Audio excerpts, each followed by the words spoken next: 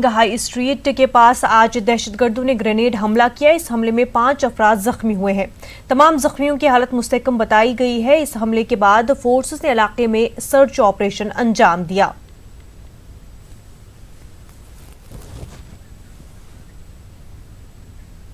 जम्मू कश्मीर में हालात को मामूल पर लाने के लिए रियासती इंतजामिया ने बड़ा फैसला किया है। वादी कश्मीर में अब पीर से पोस्टपेड मोबाइल खिदमात बहाल होंगे। प्रिंसिपल सेक्रेटरी रोहित कंसल ने आज श्रीनगर में एक प्रेस कॉन्फ्रेंस के दौरान इस बात का ऐलान किया। जम्मू कश्मीर में लैंडलाइन खिदमात पहले ही बहाल कर दी गई थी। अब पोस्टपेड मोबाइल खिदमात की बहाली से लोगों को बड़ी राहत मिलेगी। रोहित कंसल ने कहा कि पीर को 12 बजे दिन से तमाम पोस्टपेड मोबाइल खिदमात को बहाल कर दिया जाएगा।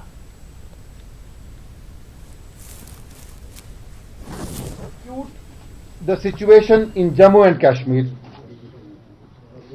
A decision has now been taken to restore mobile phone facilities in the remaining areas of Jammu and Kashmir. More specifically, all post-paid mobile phones, irrespective of the telecom service provider, will stand restored and be functional from 12 noon on Monday, the 14th of October 2019. This will cover all 10 districts of Kashmir province. With this step, tourists will be able to visit the state without being handicapped by the lack of phone connectivity. Students can be in touch with parents while attending schools. Businessmen can be in touch with customers, transporters can contact clients, and contractors can be in touch with staff. The government urges businessmen, industrialists, traders, transporters, shopkeepers, hoteliers and contractors not to be frightened by any threats by terrorists and separatists and go about their normal activities. The government is firm in its resolve that the attempts of these disruptive elements will be foiled. The government thanks the people of Jammu and Kashmir for being cooperative and helping in maintain peace and public order. All India Muslim personal law board की मजलिस आमला के इजलास में कई अहम मौज़ूआत पर तबादला ख्याल किया गया। बोर्ड की जानिब से ये ऐलान किया गया कि सुप्रीम कोर्ट की तरफ से बाबरी मस्जिद मामले पर जो भी फैसला सुनाया जाएगा वो काबिल कबूल होगा। बोर्ड के मुताबिक मुस्लिम फरीक की जानिब से वकला ने समाअत के दौरान जो दलाइल पेश किए हैं वो काफ़ी मजबूत है। All India Muslim personal law board का इजलास मौलाना राबिया हसनी नदवी की सदारत में लखनऊ में वाक़े नदवतुल उलमा में मुनक़िद हुआ। इसमें बाबरी मस्जिद मामले के अलावा यकसा सिविल कोड और 3 तलाक के मसले पर भी तबादला ख्याल किया गया। यकसा सिविल कोड के हवाले से बोर्ड ने कहा कि ये न सिर्फ मुसलमानों के लिए बल्कि मुतअद्दिद गैर मुस्लिम बरादरियों के लिए भी गैर अमली है। और यूनिफॉर्म सिविल कोड और ट्रिपल तलाक के कानून पर तफसील से बात हुई है और यूपी पीसीएस सन 2017 के नताइज में मुस्लिम उम्मीदवारों की कामयाबी में भारी कमी दर्ज की गई है। इस बार के पीसीएस इम्तहान में 676 उम्मीदवारों में सिर्फ 11 मुस्लिम उम्मीदवार ही कामयाबी हासिल कर पाए हैं, जबकि पीसीएस सन 2016 के इम्तिहान में 633 उम्मीदवारों में से 25 मुस्लिम उम्मीदवारों ने कामयाबी हासिल की थी। पेश है न्यूज़ 18 उर्दू की एक खास तज्जियाती report. UP public service commission ने 2017 के पीसीएस इम्तिहानात के हतमी नताइज का ऐलान कर दिया है। इस बार 676 उम्मीदवार पीसीएस के लिए मुंतखब किए गए हैं। पीसीएस के इम्तिहान में कुंडा प्रतापगढ़ के अमित शुक्ला ने पहली पोजीशन हासिल की है।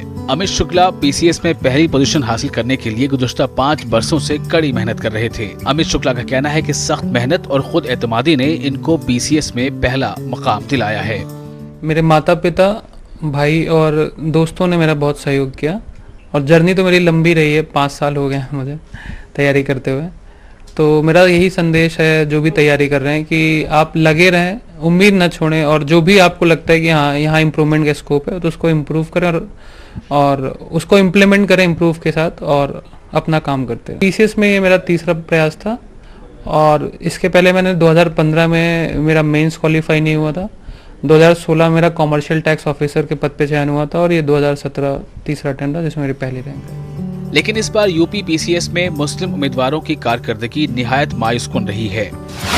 गुज़श्ता साल के मुकाबले इस साल मुस्लिम उम्मीदवारों की कामयाबी में 50% से ज्यादा की गिरावट आई है।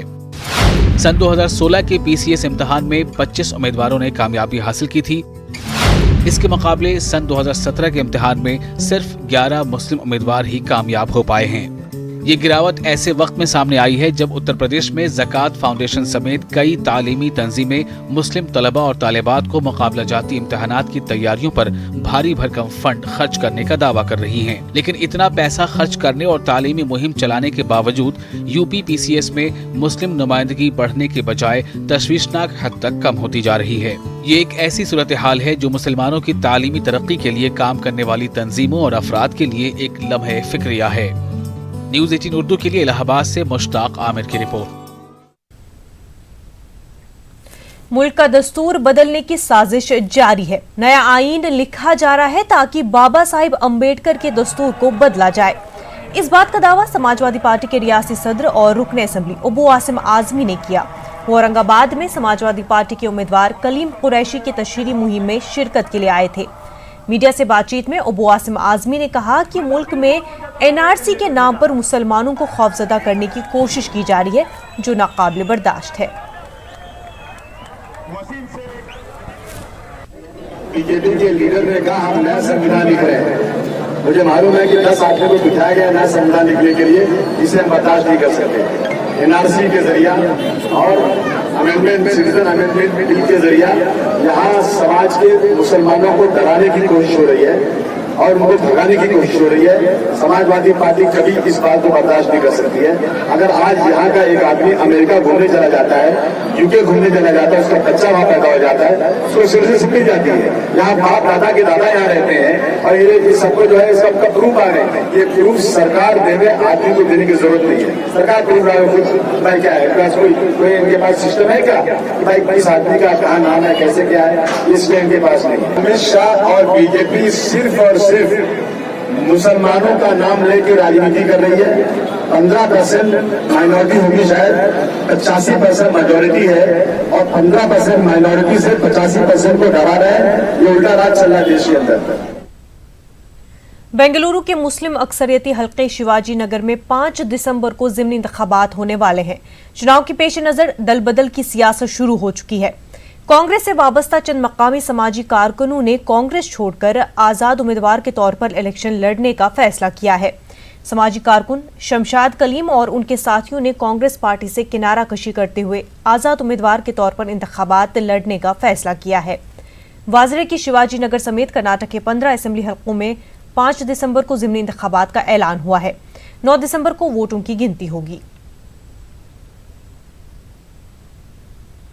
हमें 84 से कांग्रेस में उनकी खिदमत कर ले कुछ जारी, सोशल वर्कर कर ले कुछ जारी, तो उनके साथी थे हमें, तो दूसरी पार्टी को बदलेश नहीं हमें। लेकिन हमें नहीं चाहे कि तो खड़को ऐसा करना करके, लेकिन अब के हालात देख लेके नौजवान बच्चों की बेकार बच्चे नौजवान बच्चे कामा नहीं सो, धंधे नहीं सो, रोडे रोड फिर रही, तो भाई को बच्चे भी पढ़े लिखे भाई को बच्चे कामा जाको पूछ रही, ना उनको है ना मर्द बच्चों को है।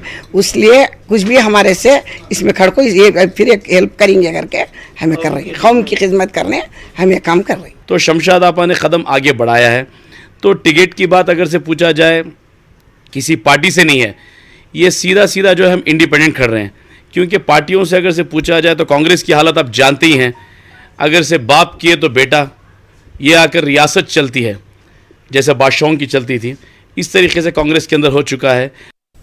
उमरा कलवा असेंबली हल्के से MIM के उम्मीदवार बरकतुल्ला शेख की जानिब से पर्चे नामजदगी वापस लिए जाने के बाद अब MIM आम आदमी पार्टी के उम्मीदवार अबू अल्तमिश फैजी की हिमायत करेगी, उनकी इंतखाबी तशहीर में हिस्सा लेगी। इस बात का ऐलान यहाँ एक प्रेस कॉन्फ्रेंस में MIM के मकामी सदर अब्दुल रऊफ लाला ने किया। वाज़ेह हो कि भिवंडी में MIM आज़ाद उम्मीदवार खालिद गुड्डू की हिमायत कर रही है।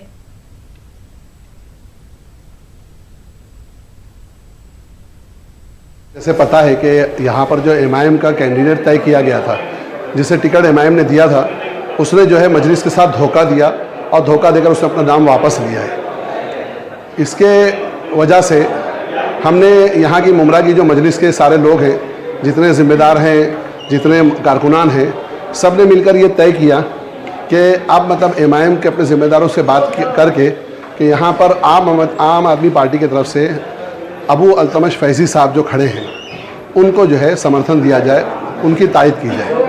और जब हमने बात की अपने महाराष्ट्र के सदर इम्तियाज़ जलील साहब से, उन्होंने बात की असदुद्दीन अवैसी साहब जो हमारे पार्टी सुप्रीमो उनसे, और अल्हम्दुलिल्लाह आज हमारी पार्टी ने इम्तियाज़ जलील साहब ने अबू अल्तमश फैज़ी साहब को तायद देने का, समर्थन देने का ऐलान किया है। आज उसी के लिए हम सब यहाँ जमा हुए थे प्रेस कॉन्फ्रेंस कि इंशाअल्लाह मजलिस इत्तेहादुल मुस्लिमीन एमआईएम जो है वो अपनी तायद, अपना सपोर्ट जो है वो अबू अल्तमश फैज़ी साहब को दे रही, जिनकी निशानी झाड़ू है, और पूरी एमआईएम इंशाअल्लाह पूरे शहर के अंदर जो है वो उनके साथ मिलकर काम करेंगे, कदम से कदम मिलाकर अपनी पूरी ताकत लगा देंगे। बिहार में 2200 दारोगा की बहाली होने जा रही है। पटना हज कोचिंग गाइडेंस सेल ने 200 मुस्लिम तलबा को रिहायशी कोचिंग कराने का फैसला किया है। ख्वाहिशमंद तलबा 15 अक्टूबर तक फॉर्म भर सकते हैं। 22 अक्टूबर से बाकायदा कोचिंग की शुरुआत होगी। वाज़ेह है कि 60 सीट तालिबात के लिए रिजर्व है। कोचिंग पूरी तरह से मुफ्त होगी, जिसमें माशी एतबार से कमजोर मुस्लिम तलबा को दारोगा के इम्तहानात के लिए तैयार किया जाएगा। तक ऑनलाइन दरखास्त फॉर्म बिहार रियासती हज कमेटी के वेबसाइट पे भरा जा सकता है। मुफ्त रिहायशी कोचिंग में मुल्क के जो नामवर कोचिंग इदारे हैं उनके कोहना मश्क असातिज़ा की खिदमत ली जाएंगी। स्टडी मटेरियल फ्री में दिया जाएगा। 24 घंटे लाइब्रेरी की सहूलत रहेगी।